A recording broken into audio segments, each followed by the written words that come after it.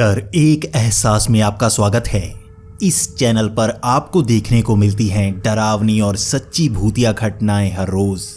तो अगर आपको ऐसी ही वीडियोस देखना पसंद है तो हमारे इस चैनल को सब्सक्राइब जरूर कर लें। तो अब बढ़ते हैं हमारी आज की कहानी की ओर। हमारी आज की कहानी शकील जी ने हमारे साथ शेयर की है।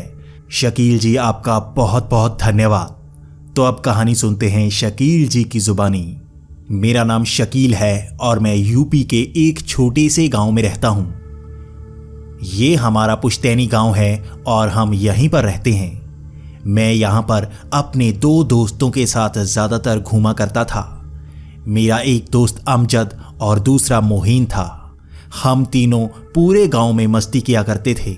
गांव वाले हमसे थोड़ा सा परेशान थे क्योंकि हम रात और दिन हर वक्त मस्ती करते ही रहते थे।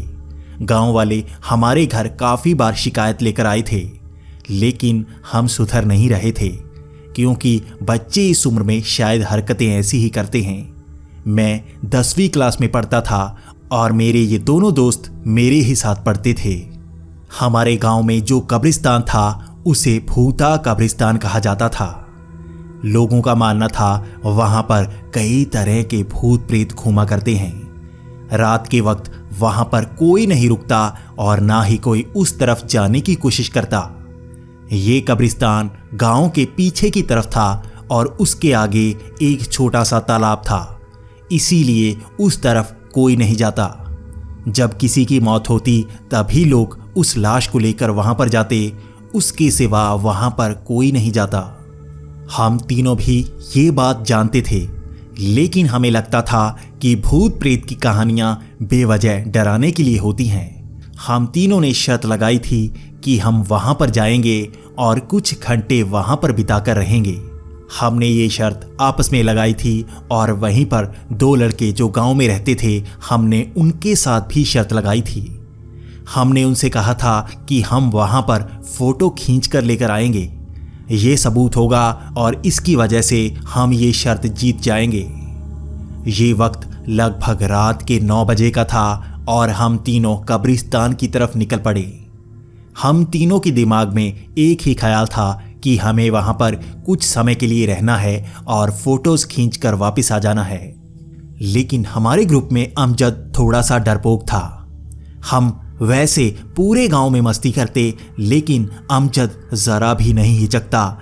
लेकिन भूत प्रेतों के किस्से के वक्त वो जरा घबराने लगता था।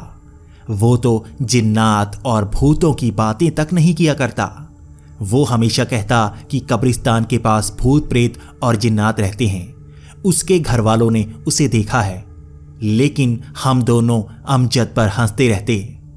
आज भी अमजद ऐसी ही बातें कर रहा था, लेकिन हम उसे किसी तरह वहां पर ले आए थे।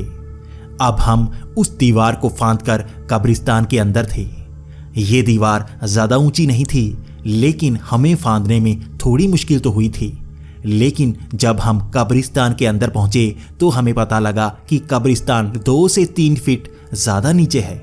बाहर की सड़क थोड़ी सी ऊंची थी और ये कब्रिस्तान वाला इलाका थोड़ा सा नीचे था।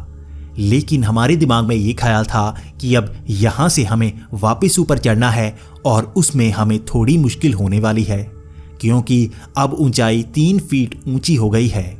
लेकिन बाहर आने से पहले हमें अंदर कुछ फ़ोटो खींचनी थी। हम अंदर खड़े फ़ोटो की तैयारी कर रहे थे और अमजद वहीं एक कोने पर खड़ा था। वो तो जैसे घबरा सा रहा था। आसपास ज़रा सी भी आवाज़ होती तो वो कहता चलो चलें, लेकिन हम दोनों उस पर हंस रहे थे। हमें पता था वो ज़्यादा डरपोक है, लेकिन हम एक एक करके बीच की तरफ जा रहे थे। हम कह रहे थे कि वहाँ पर एक पीपल का पेड़ लगा है, वहीं पर हम फोटो खींचेंगे। वहाँ पर पीछे तालाब आता है और इससे हम ये साबित कर पाएंगे कि हम यहाँ पर बिल्कुल बीच में थे। हम वहाँ पर वीडियो भी बनाने की कोशिश कर रहे थे। तब हमने कुछ फ़ोटो खींची और हमें वहाँ पर कोई एहसास नहीं हुआ। हमने वहाँ पर 2 से 4 फोटो खींची होगी, लेकिन हमें वहाँ पर ज़रा भी डर नहीं लग रहा था। लेकिन हमें वहाँ पर 15 से 20 मिनट तक रहना तो था, इसलिए हम एक कब्र पर बैठ गए। अमजद अभी भी एक तरफ खड़ा था और वो डर रहा था, लेकिन हम तो मस्ती किए जा रहे थे। हम जानबूझकर उसे डराने के लिए अजीब अजीब आवाज़ें निकाल रहे थे। ऐसे ही करते काफ़ी समय निकल रहा था और हम अब चुप हो गए थे। लेकिन तभी पास से जैसे घुंघरू के खनकने की आवाज़ आई। ये आवाज़ हम तीनों ने सुनी थी, इसलिए हम तीनों चौकन्ने हो गए। हम तीनों ने जैसे ही पीछे मुड़कर देखा, वहाँ पर कोई नहीं था। हमारे पास भी एक टॉर्च थी और हम तीनों के पास एक एक मोबाइल। हम तीनों ने मोबाइल की टॉर्च भी जला ली ताकि चारों तरफ रोशनी हो जाए। थोड़ी देर बाद वहाँ पर जैसे अपने आप हवा सी चलने लगी थी। जैसे ही हवा चलती, वहाँ पर सूखे हुए पत्ते अपने आप हिलने लगते और उनके हिलने से ऐसा आभास होता जैसे आसपास कोई है। कभी कभी वो हवा एकदम से ठंडी हो जाती और हमारे कान के पास से निकलती।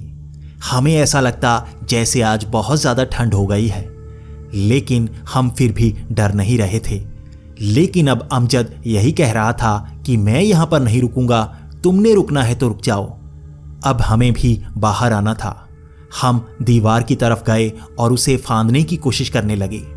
अमजद सबसे ज़्यादा डर रहा था, तो सबसे पहले अमजद उस दीवार पर चढ़ गया। अमजद जैसे ही ऊपर चढ़ा, उसके बाद मेरी बारी थी। मैं जैसे ही अमजद के हाथ को पकड़कर उसके ऊपर चढ़ रहा था, मेरा दोस्त उसके पीछे था, लेकिन उसने चीख मारनी शुरू कर दी। अब हम दोनों डर रहे थे। मैं एकदम से ऊपर चढ़ा और उसके बाद उसका हाथ पकड़कर उसको भी हमने खींच लिया। हम जब ऐसे ही चलते हुए बाहर निकले तो मैंने उससे पूछा कि तुमने चीख क्यों मारी? तुमने तो मुझे भी डरा दिया। तो उसने कहा उसे ऐसा लगा जैसे किसी ने उसकी टांग पकड़ ली हो। मैंने कहा कि मैंने पीछे किसी को नहीं देखा था। तो उसने कहा मैंने भी पीछे किसी को नहीं देखा, लेकिन 2 से 3 सेकंड के लिए जैसे किसी ने मेरी टांग पकड़ ली थी। हमने इस बात पर ज़्यादा गौर नहीं किया और हम घर को आ गए। हम तीनों अपने अपने घर को आ गए थे और हमें अगली सुबह अपने दोस्तों से मिलना था और उनसे पैसे लेने थे, क्योंकि हमने शर्त पूरी कर ली थी और हमें वहाँ पर कोई भूत नज़र नहीं आया था। लेकिन अगली सुबह हमारे लिए उतनी अच्छी नहीं थी जितनी हमने सोची थी। अगली सुबह मैं बहुत ही ज़्यादा बीमार था। मेरा टेम्परेचर 103 से नीचे आ ही नहीं रहा था। मेरी सेहत बहुत ही ख़राब थी। तो गांव में एक डिस्पेंसरी थी। मेरे पापा मुझे सुबह ही वहीं पर ले गए। लेकिन हम जब वहाँ पर पहुँचे तो मैं देखकर हैरान था। वहाँ पर अमजद और मेरा दूसरा दोस्त भी थे। वो भी दोनों बीमार हो चुके थे। तब मेरे पापा मुझ पर खींचने लगे।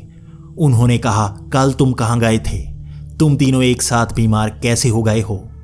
तब हमने उनको सच बता दिया और हमें बहुत ही डांट पड़ी, लेकिन हम तीनों बीमार थे। उसके बाद लगभग 4 दिन तक हमारी हालत यही रही। हमें कभी बुखार चढ़ जाता, कभी उतर जाता। कभी हमें अजीब अजीब ख्याल आने लगते, तो कभी बहुत ही ज़्यादा डर लगने लगता। कभी कभी तो हमें बहुत ज़्यादा ठंड लगने लगती और कभी कभी ऐसा एहसास होता जैसे कमरे में हमारे साथ और कोई भी हो।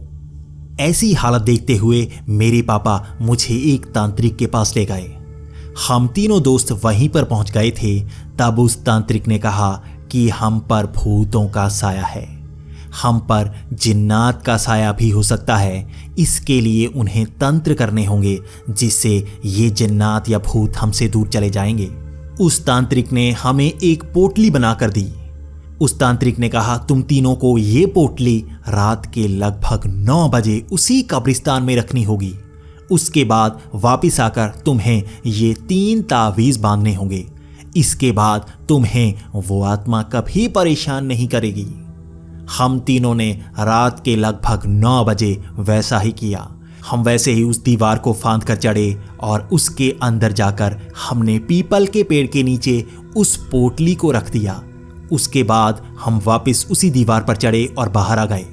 बाहर हम तीनों के पापा खड़े थे और हमें उन्होंने तावीज़ पकड़ाई और हम तीनों ने एक एक तावीज़ अपने बाजू पर बांध ली। उसके बाद हमें कभी वो परेशानी नहीं हुई, लेकिन उसके बाद हम ठीक थे। हमने जब उन तस्वीरों को दोबारा ध्यान से देखा तो हम सबके होश उड़ गए। हमारे घर वाले और हम सब उन तस्वीरों को देख रहे थे, लेकिन उसमें एक तस्वीर बहुत ही अजीब थी। एक तस्वीर में अमजद के पीछे कोई खड़ा नजर आ रहा था। ये एक परछाई सी थी जिसकी लाल सी आंखें दिख रही थी। ये बहुत ही धुंधली सी तस्वीर थी क्योंकि वहां पर बहुत ही अंधेरा था, लेकिन ये हमें डराने के लिए काफी थी। हम अब समझ चुके थे कि हमारे साथ उस समय कोई ना कोई जरूर था। इस घटना के बाद हम वैसे शरारती कभी नहीं रहे और हमने जैसे शरारत करनी ही छोड़ दी हो, क्योंकि हमारे साथ एहसास ही ऐसा डरावना सा हुआ था। इससे हमें एक सीख मिली कि रात के वक्त कब्रिस्तान में कभी नहीं जाना चाहिए।